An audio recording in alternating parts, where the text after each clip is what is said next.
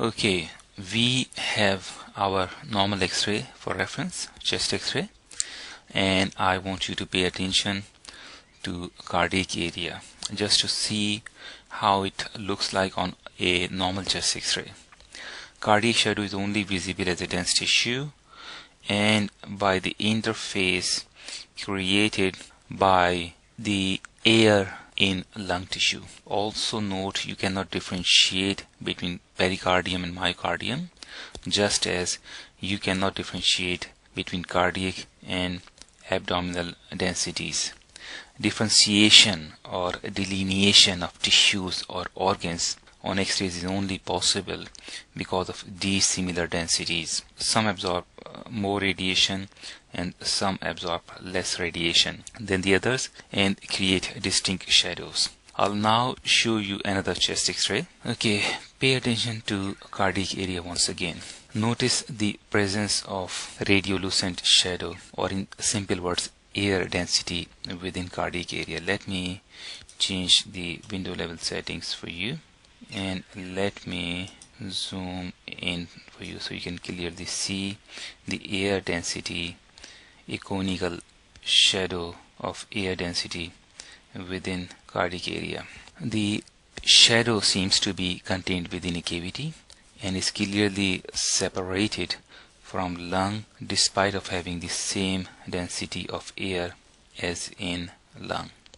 Notice the visibility of pericardium in some areas, which would have been even more clear if the patient did not have bilateral pleural effusions. This is air inside pericardium, also known as pneumo-pericárdium.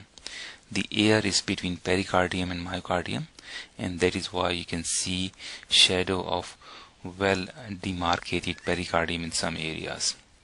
We know air in the pleural cavity is known as pneumothorax, air in mediastinum is known as pneumomediastinum, and air in pericardium is known as pneumopericardium. Pneumo means air.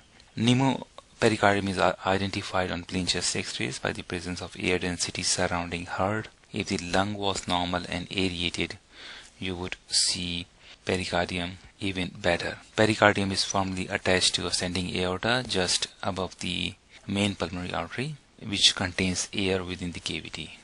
The pericardium is made up of a single layer of a continuous fibrous membrane, which is folded back onto itself, thus making two layers. The inner layer, which is known as visceral pericardium, is attached to myocardium, and the outer layer, which is known as parietal pericardium, it is much thicker and is often simply known as pericardium. The patient has breast cancer and bilateral pleural effusions. Air most probably entered into the pericardium during an effort to drain the pleural effusion. The instruments used most probably punctured the pericardium in this case. Conditions that can cause pneumopericardium include fistula between esophagus and pericardium and respiratory distress syndrome in children, among others. The normal X-ray is courtesy of a YouTube viewer who kindly sent me the X-ray. The second X-ray is courtesy of Dr. Alex McLennan. Please wish both of them health, wealth and happiness for the rest of their lives and beyond. Thank you very much.